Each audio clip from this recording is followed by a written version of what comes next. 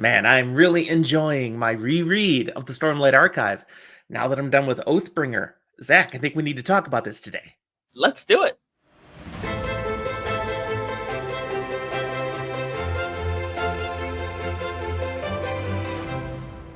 So hi there, and welcome back to Fantasy for the Ages, the show where father and son sit down and talk about fantasy books. I'm the son of that equation, Zach. And I'm the father, Jim. Thanks for coming along with us today. I assume you are a Stormlight Archive fan if you're here, because you saw you're not- Oathbringer slapped on the title.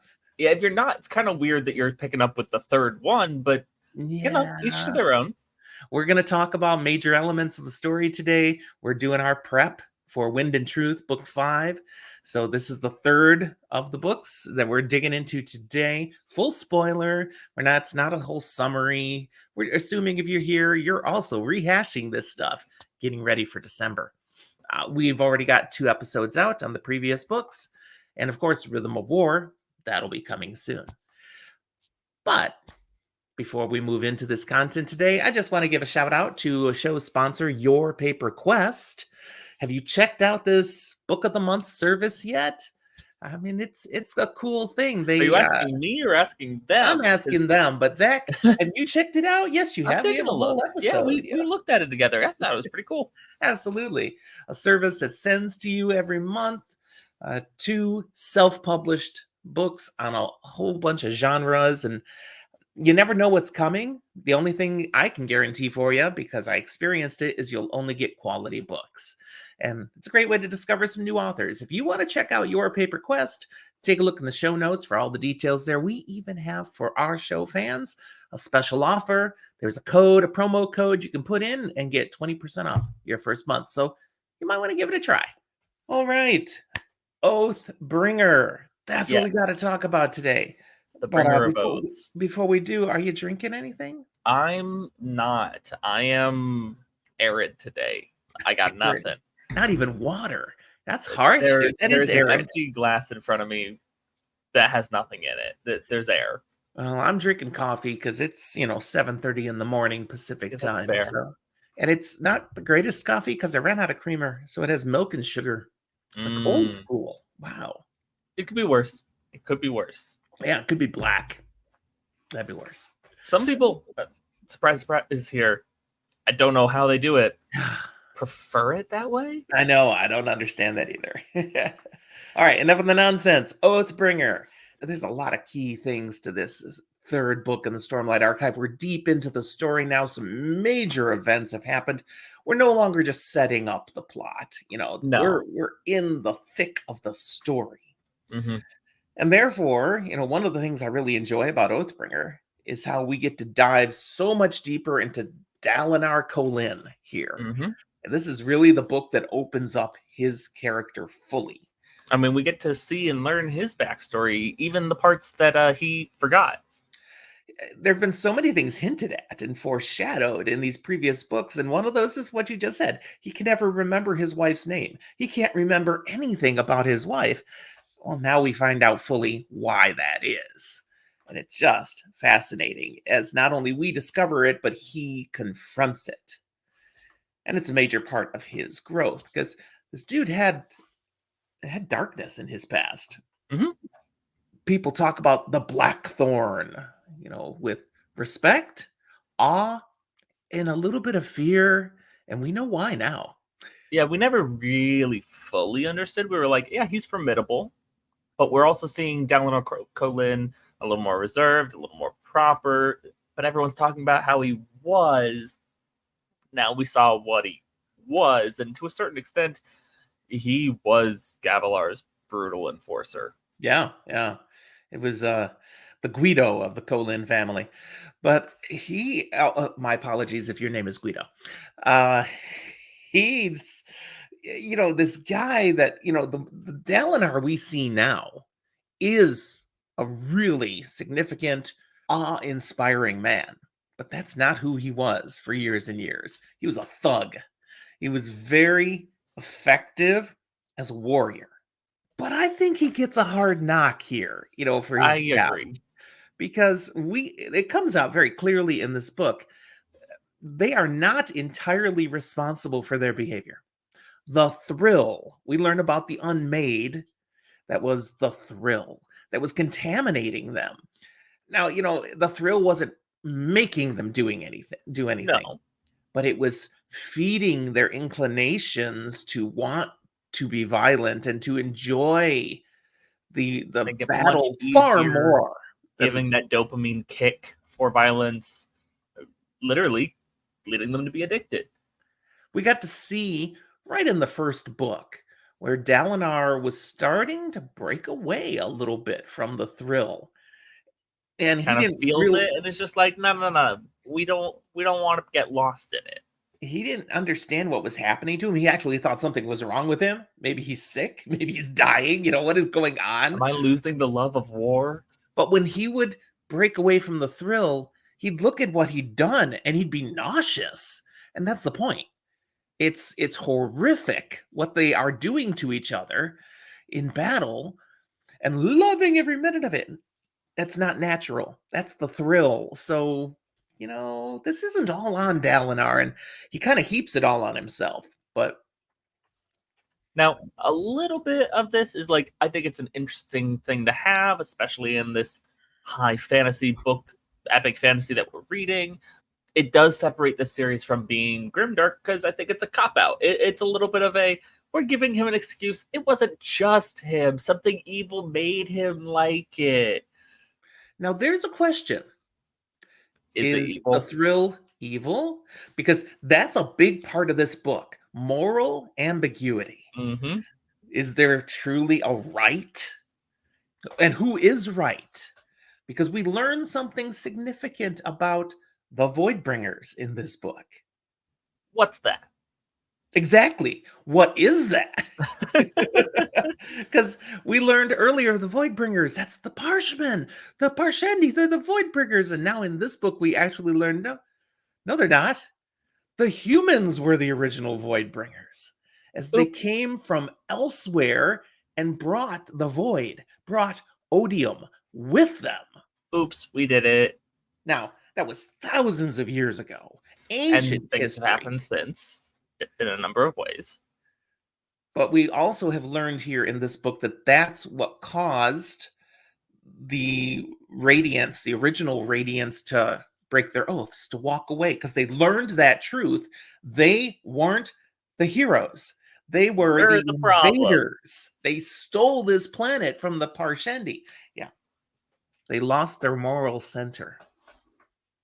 And really, their colonizer guilt broke them. Mm-hmm. Mm-hmm. Not the worst thing to feel bad about thinking that you're the hero, especially if you've been doing these long-winded campaigns against the other people and treating them like they were evil and trying to exterminate them. Not the worst thing to wake up and go, maybe I'm not the good guy. But I think it's a really fun and interesting point that we get to continue to analyze through this book. What is the good guy? Is there a good guy? What's the right side? Can we even say Odium is evil? It's easy. I don't know if that's the right word. It's desirable to paint your opponent as the bad guy. The other.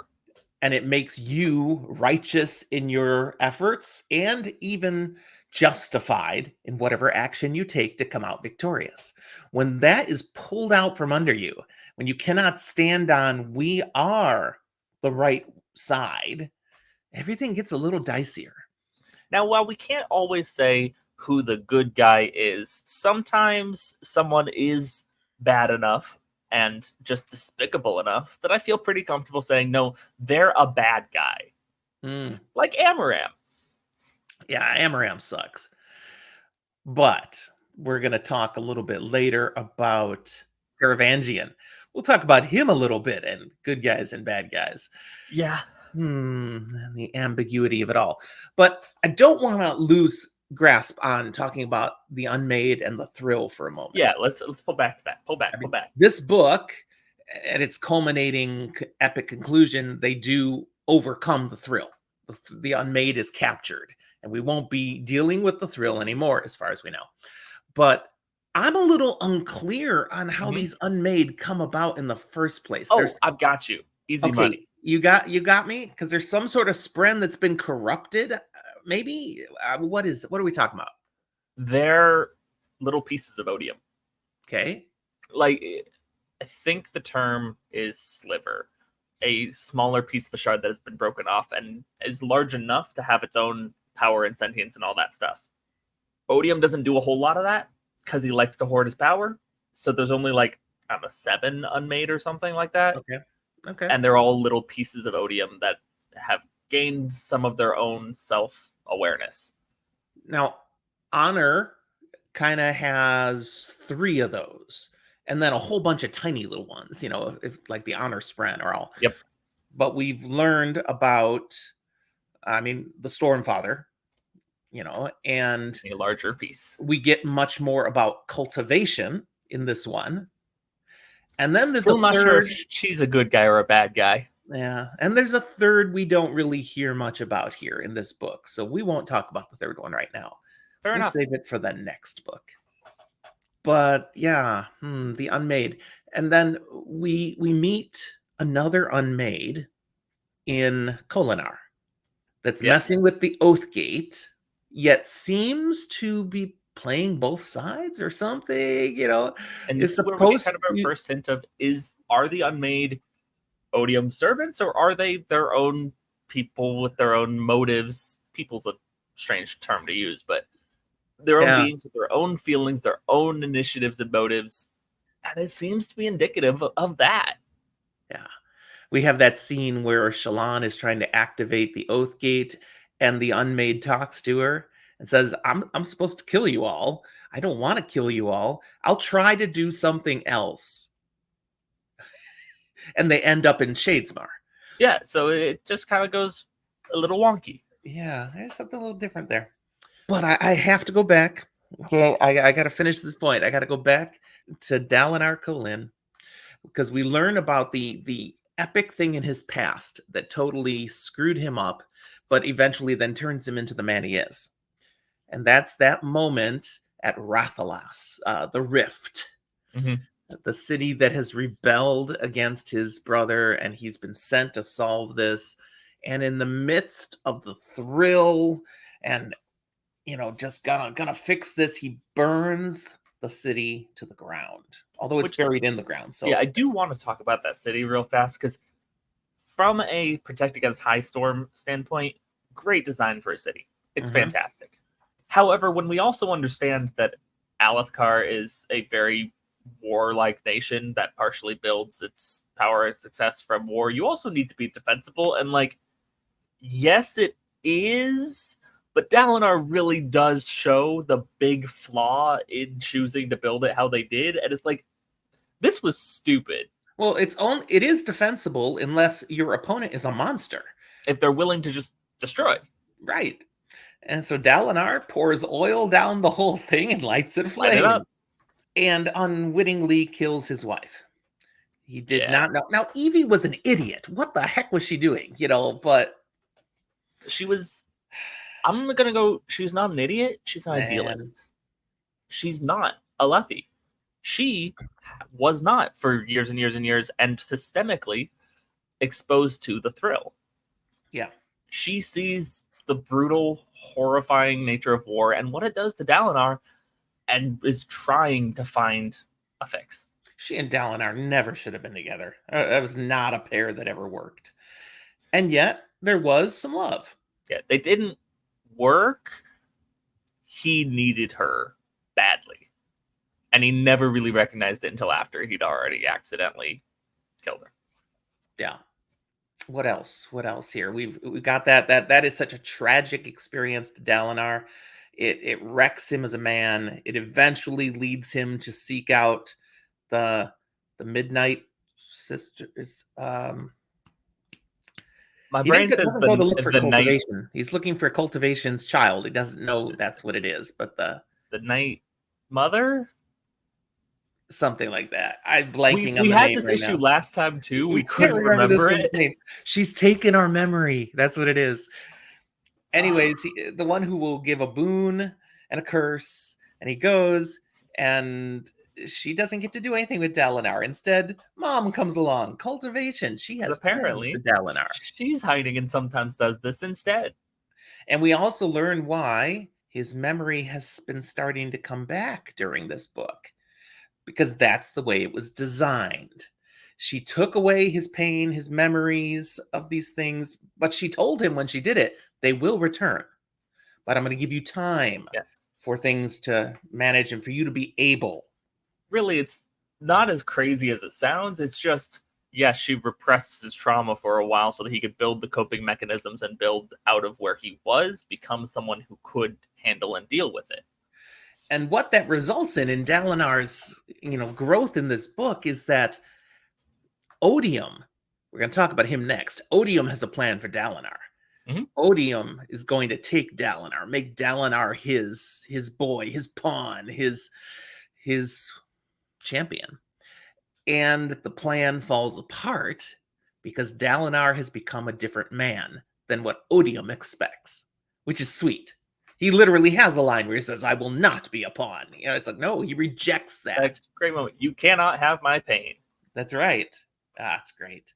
Good moment. So Dalinar becomes all we wanted Dalinar to be, including that moment where he truly owns what a bondsmith can do. Wild that we out here in Roche are just going, boom, singularity, boom, singularity. You get one, you get one. We all get a singularity. Yeah. You can't just make perpendicularities wherever you want. But you can. Let's talk about that at the end, though. Let's come back to that for the end, because that's the epic conclusion, and it's great. But let's talk about Odium. Okay, Odium's been talked about, this shadowy bad guy, but now he's kind of becomes a real active player in this book. He is the primary villain. He's the one where, is that really a bad guy? Is he a good guy? No, Odium's just a bad guy. Odium, you don't think so? Odium is true to nature, true to his nature to an extent. And it's really hard for me to purely say Odium is the bad guy so much as Odium serves as the bad guy in our story. Like, he is, but mostly because of who I view as the good guys. See, I don't see it that way. I do see Odium as definitely a nuanced, evil, manipulative force in this book. And it's partly because he's not just some god. He's actually rather human, and the way he looks at things, the way he's interacting, the way he demonstrates, actually, he has some flaws, some emotional vulnerabilities. He can trip up. His failure with Dalinar shows that clearly. His drive, his purposes, they are not for good. They are for his own power. They are for his own purposes. And it's very destructive. Evil. But that's just me.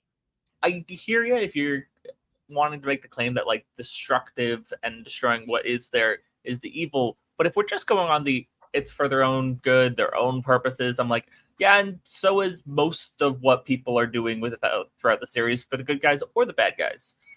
That's how people work, and that's where Odium, to me, we see more and more in this book, is not just a force of evil, but is a person. We see it's almost humanizing, and yes, he's a bad guy of our story, but I have a really hard time just coming out and saying he is just pure evil.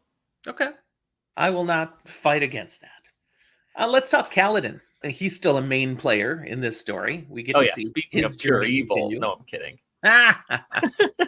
We also get to see Kaladin is still a little messed up. He's still dealing with his own past personal trauma, his struggle with being a leader, his difficulties with the ideals of being a windrunner. He continues to question, am I good enough? Do I have the ability to truly protect everyone? Is it this book that he stops in at home? Yes. And that was a great initial scene. But, where I think he does clock Rashon one right in the face. But that's where he holds back. That's as far as he goes. Bam! But then, he rightfully could have executed the guy for everything he did. At least, he could have tried to justify it. He was physically capable of it and could have maybe justified it to himself. Maybe not to Syl. He does managed to find ways to balance what he'd like to do at times with what he is supposed to do as a Windrunner. It's an ongoing challenge, but he's doing it. He's making it work as he moves along through the story. I enjoy the Bridge 4 dynamics. You know, that we've got all these others now that, you know, are radiant as well. Radiant and radiant to be. Yeah, what do they call them when they're not a knight yet? Are they not squires? Squires. That's the word. Thank you. I'm like, that's a normal term. That's not just a radiant term. It is. Oh, okay, the brain. You said it, not me. It is what it is. Own it. But appreciate seeing how they've all, you know, become more. And how many people want to join Bridge 4 to become more like this, and that it starts to work. You know, others who join them start developing powers as well. He can fly. He can fly. He can fly. Heck, he's got an arm back. You know? Wild. Yeah, it's great. That moment, this was a really good one. That moment when the one who had lost the ability to use his legs back in the previous book, when he's been watching his friends flying around with all their powers, he'd not been able to attract a Spren yet, or suck in Stormlight. He hadn't been able to do that. And he's talking with Rock, this one scene, and he's really down on himself and all. But then he figured out how to help somebody else who hadn't been able to suck in Stormlight, and just describing what you should do and how you should feel and all that. And the person finally does it and is so excited and goes running off. And he's sitting there going, well, there goes another one. But maybe that's my role. Maybe I can just teach others. And then Rock is there going, yeah, that's what you want to settle for? Because you know you're glowing. It's like, I'm glowing. And then he realizes, I can move my legs. Yeah, it's such a good moment. We love Rock. Yeah. So there's just lots of goodness with Bridge 4. I enjoy that element of the story and seeing those characters develop. Teft continues to grow as a character, though he has challenges still. Teft, you know, continues to deal with his moss addiction issues. Yep. You know, that constant pressure and tension and issues of self-worth. It's not going to just go away. But he's working, and the people are not abandoning him. This book continues to lean into mental health issues, though. Yes. And there's lots of people who have them. So this might be a good time to talk about Shallan. Okay. Let's go, Shallan. What do we got? Her way of coping with trauma has been to develop multiple personalities. She very much dissociates different pieces of who she is. These kind of masks she puts on, different personas, but they solidify further into really being identities that talk to each other. Yeah. Separate entities almost. So she's got Shallan, but she also has Veil and Radiant. And she almost feels like sometimes Shallan is the one that's really the fake one. These become much more pronounced, and it seems like, you know, they're finding a way to work together and to really navigate the world effectively, but this is not healthy. Not particularly. At least, most importantly, her trying to continue to deny addressing it and rather hide into it. Yeah. She's still not addressing things in her past, trauma that's definitely holding her back, weighing her down. She's still avoiding such things. Personally, I find enjoyment and some humor through it, specifically because she and Adolin continue to kind of be a thing, kind of continuing courting, but not all the pieces. And some of the pieces are more like, you know, Kaladin's right there.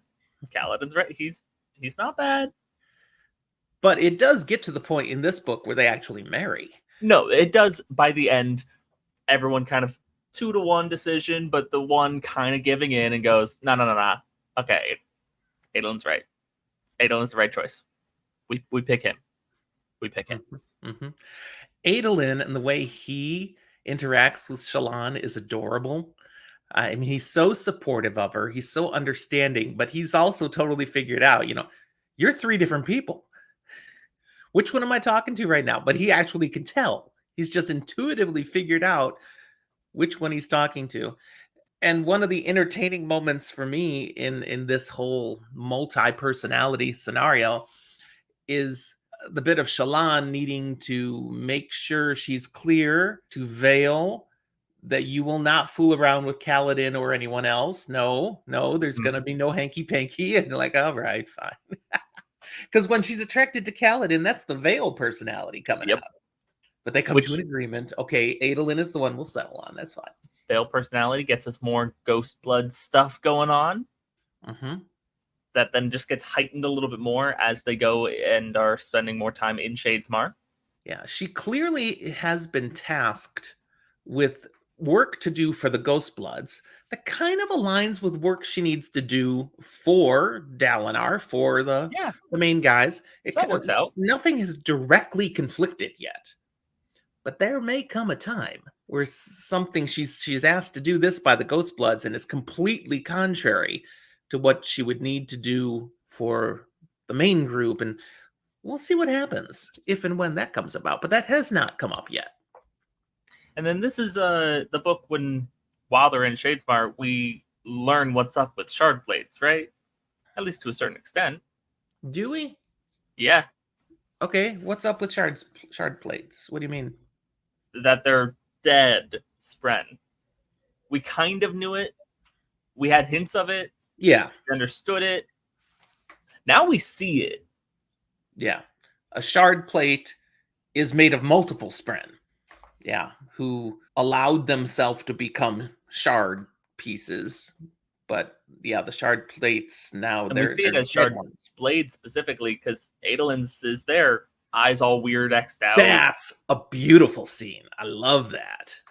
It's while they're traveling, and let's take a little time to talk about that now. Yeah. Obviously, there's the whole scene where they went to Kholinar to try to save the queen and Elokar's son, and things go very badly. Elokar is killed by Moash. Right before he could say some words. Beep, Moash. Kaladin had froze at that moment because he's seeing multiple people on both sides. Again, moral ambiguity. Who do I protect? But also, like, is this even the right? They're not should all I be bad protecting? guys. They're good people. I can't just kill them. And he just couldn't. And that leads to Elokar being defenseless. And he's killed. It's just, that was horrific. Like I said, just before he says the words, we had hints going back 2 books that he's hearing things, that there's a Spren trying to interact with him, that he could become a Radiant, and here it's that moment, and he's killed. God dang it. I wasn't that upset. Like, I was upset, but also upset. Elokar probably would have been insufferable as a Radiant. No, he was growing so much, and this book had really shown it. He was growing. He was becoming the man he could become. I didn't want to invest my emotional effort as a reader into that much growth. What I appreciated about Elokar that was really on display in this book is he genuinely took a look at himself and said, I'm not good enough. I need to be better, and I'm going to try. That's all we want to ask of people. Acknowledge you have flaws and try to improve. Don't sit there and go, I'm perfect, everybody else is the problem, which some high princes have been doing. Elokar, just staying in the mold, could have done that, but no, he's trying to be better. That's a very good, very valid point. And while I wish he had that recognition, realization years prior, it does not negate the fact that he did get there, and that is valuable. Yeah. Now, the reason that all fell apart, of course, the primary reason is the queen has been corrupted. She's got an Unmade with her, isn't it? Isn't that what it is? Yeah. Yeah, who's kind of living through her, and that is a very ugly thing. And we'll see that Unmade again at the end with Amaram. Mm-hmm. Yeah, which we'll talk about at the end of the episode. But she can't be saved, but they do save the little boy. Gavinar, I think that's his name. That sounds right. Yeah. And they get out, but In escaping, they leave many soldiers behind, windrunners behind, not on purpose. It's because the Oathgate goes wrong and they're dumped into Shadesmar. This is our Whoops. first major experience with Shadesmar because now they're on an expedition. We find out, okay, someone like Shallan, Yasna, can go into Shadesmar. It's hard to get back out, but they have the ability to enter. But through Oathgates, apparently, anybody can. Except it's not so simple because they can't just get back out. Yeah. Also, like, if you are traveling through, it raises its own problems. Yeah. And dangers. Well, we find out in Shadesmar that things in this world, especially things that are Spren related, which is almost everything, look very different. And the world building is fantastic. What Sanderson comes up with for Shadesmar. But one of the things that's a challenge is what we see for the Oathgates. There are two big monster Spren who are the Oathgate. Oops. And they will not let any humans back through. Why not? You remember why not? I think they were told not to. By Honor. Honor locked the Oathgates. Now, Honor's dead, but still his order holds. Just can't be Honor's retracted dead, now. but we'll see what we can do. Yeah, so they can't just get through the Oathgate. They find that out in particular when they go to the Oathgate, when they get to the one that would be by Thalana City. And nope, sorry, you cannot pass. Whatever the scene is, they can't get through. It's also defended by Parshendi. What? There's Parshendi here as well. They find that all through the not just Parshendi, but the fused, the ones that have been infested.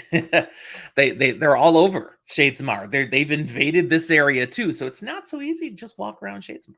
This is one of those places where we see both the fact that it's a book with an author writing it, but also hints that there is some larger power and mechanism at work moving some of these pieces to work out just right. Because the fact that the closest Oathgate they knew about that they're going to is Thalana City, which is then also where the big conflict in the material is happening, and then Yep. It just happens right at the right time so that they don't even have to actually use the Oathgate. Yeah. And we're going to get to that scene really quick here, but there's kind of two things that I want to just highlight before we move to that, and then we'll see if there's anything else you want to highlight. One, we had already hinted at it, the sword, the Shardblade. Adolin gets to meet his Shardblade in a whole new way.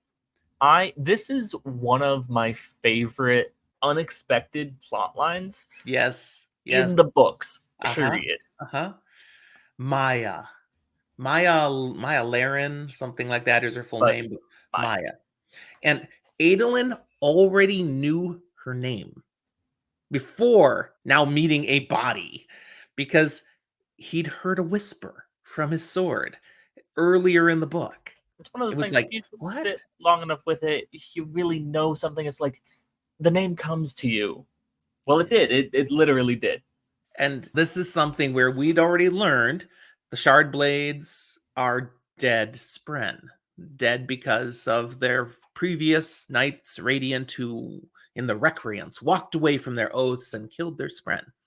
And so he's been using this dead Shardblade, and any Radiant now touch one of those, it screams, But Adolin doesn't hear any screaming because he's not Radiant.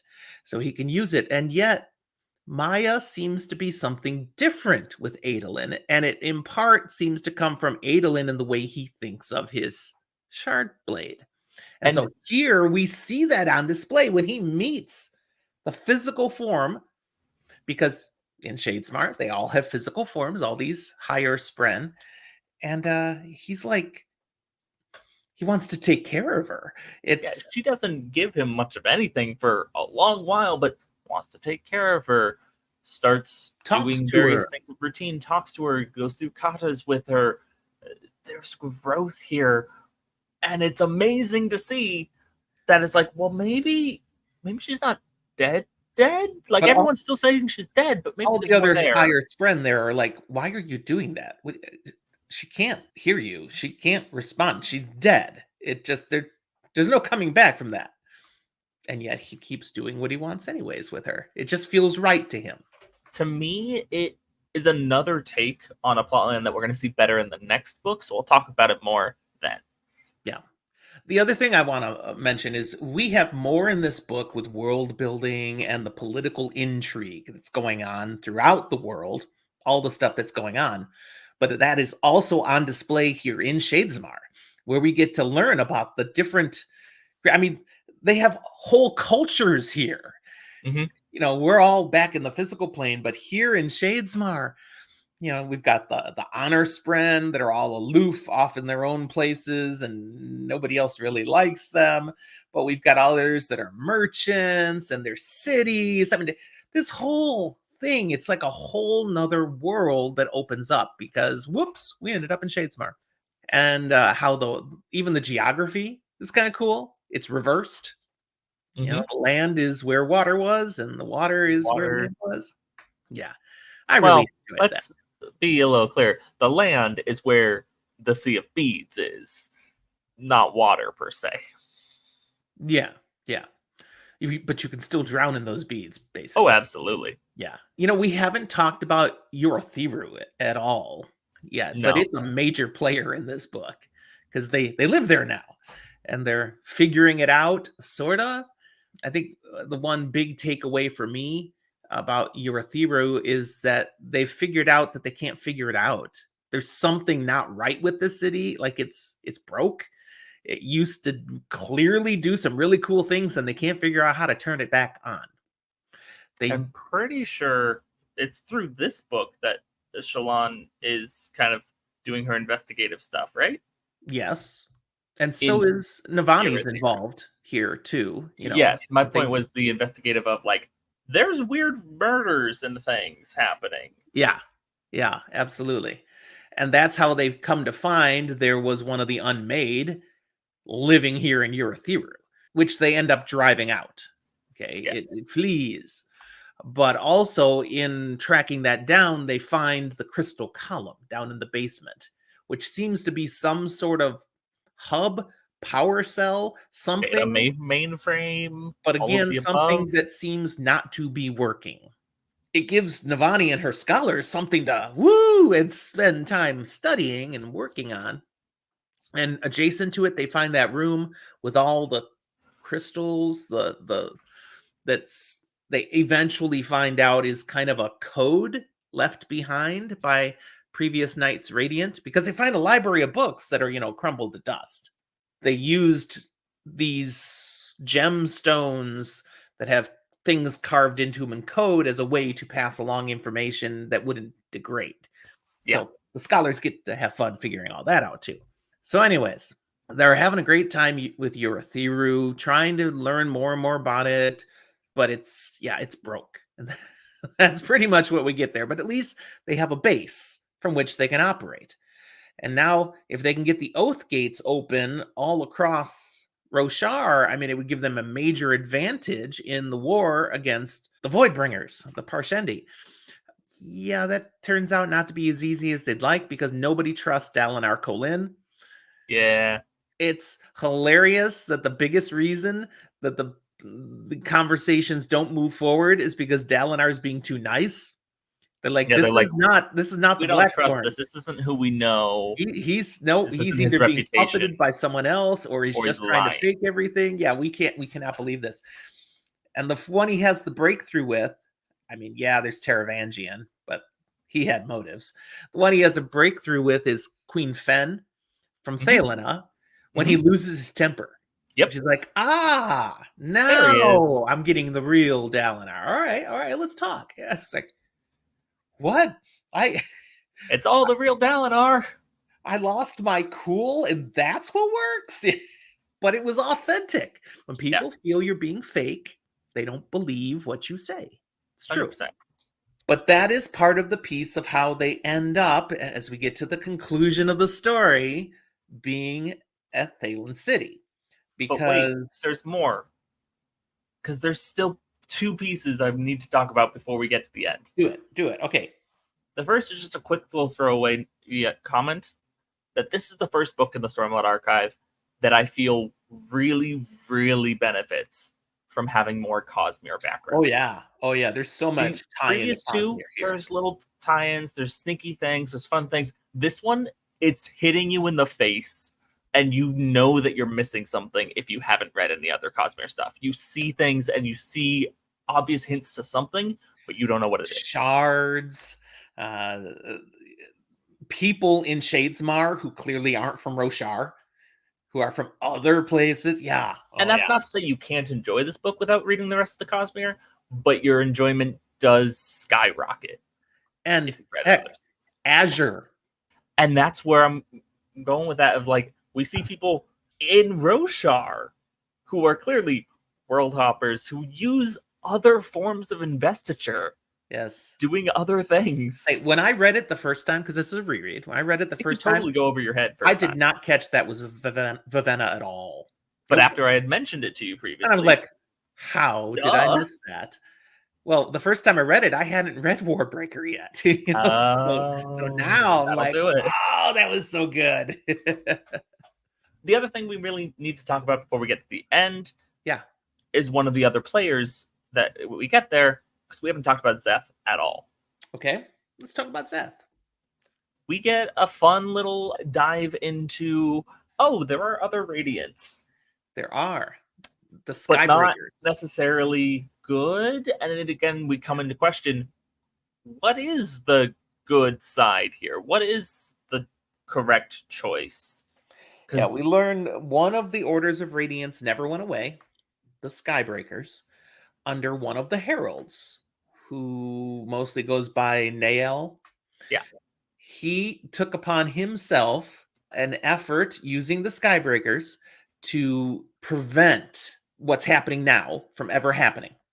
He basically said the Radiants are the problem, so we are going to make it our mission to exterminate any would-be Radiants. Yep. And that's the biggest reason why Radiants have not come back. Yeah. Wow. Dark, man. And he thinks he's right to do it. And this may have taken as long as it did to finally come about, in part because of his actions. So one might say he did a good thing for the world as a whole. Maybe. And maybe not.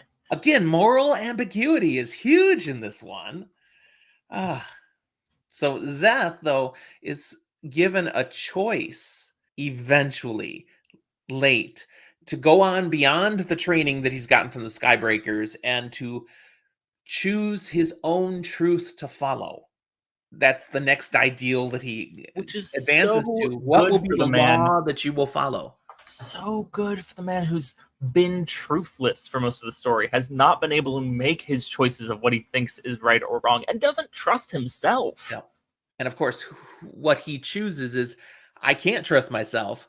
I'm going to trust somebody else, somebody I believe is worthy of being followed. I'm going to go with Dalinar Kholin, who, has spent this whole journey through this book, confronting his dark past, learning why he is the way he is, and coming to grips with it, which allows him to advance in his own personal powers. And which validates Szeth's argument that, yes, he came to grips with his problems and his past, and is the guy I should be looking to when I'm trying to come to grips with mine. And this is what allows Dalinar to accept Szeth. Szeth killed Dalinar's brother, and a lot of other people. Yeah, but that one was pretty personal, And yeah, all right, I'll take you. A book ago, he sent him into the sky to die. Right? Yeah, Dalinar has also come quite a ways. One last thing then I'll throw in that I thought of as we're going here is we do get more, we had a lot about the Windrunners in the previous book. Now you mentioned, okay, there's also Skybreakers who have some different abilities, but some similarity to Windrunners. But we start learning about other kinds more and more of Spren and bonding. We had Shallan, Light Jasnah. Jasnah came back at the end of the previous book, so we have her around in this book. and with her ink Spren, I think My, it is, and learning different named things ink. there. I And don't know then if it is Lift becomes a player here in this book, so Mhm. a cultivation Spren. We're getting these different kinds of radiance. We've got And Else Colors, Edge Dancers, Bondsmiths, all sorts of things. And Bondsmith is something unique. We've got Bondsmith. You don't have an order of Bondsmiths. No. We also learn in this one that the Oath Pact, which is defunct now, was created by a bondsmith. We'll learn more about that in the next book. But a bondsmith is something special. It's not just one of the Radiants. I also am still technically unclear as to whether the Oath Pact is actually defunct or if it is believed defunct. We know 9 out of 10 signeries absolutely have violated and are not valid, but the 10th is still in question, kind of. Well, we certainly know that when the fused die right now, they come right back. Yes. But that used to happen in the past too. During the times of desolation. Yes.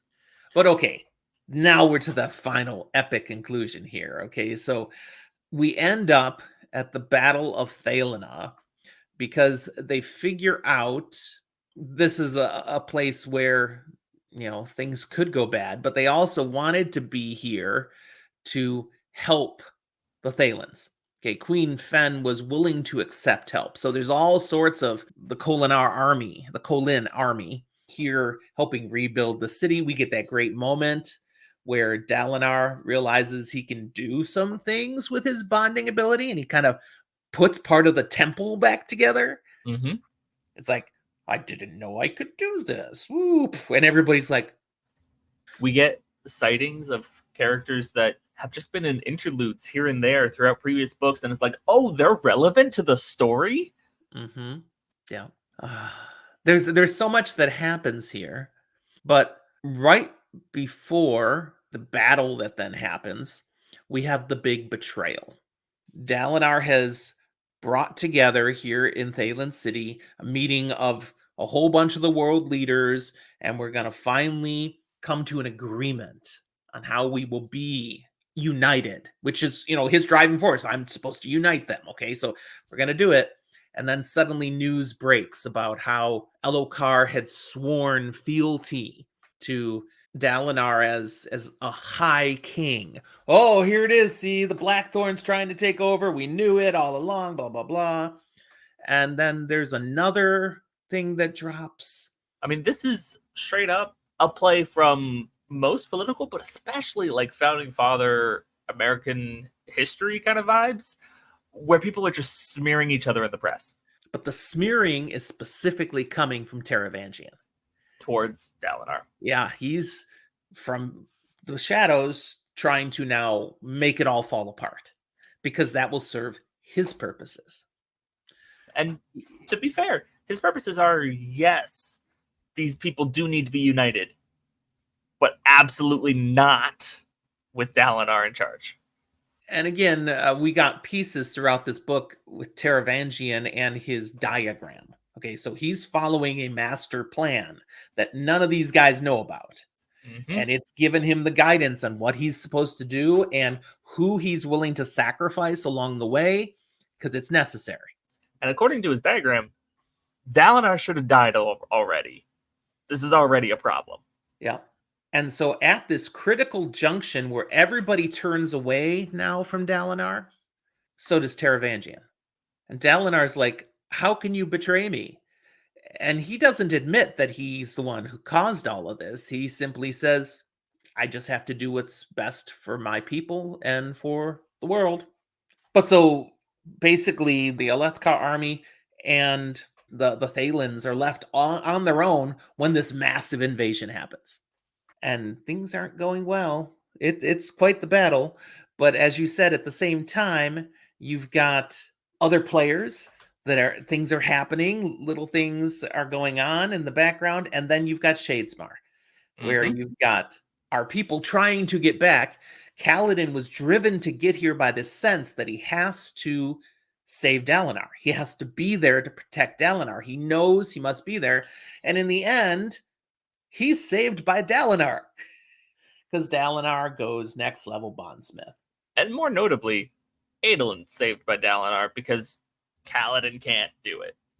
Kaladin gets an opportunity to move forward further in his Radiant journey, and he can't say the words. Couldn't do it. There's something going on there. Yeah. But of all the great things that happen in this final battle, the two that I enjoy the most, one we already commented, was just Dalinar going full all bondsmith, makes the perpendicularity. Thank you.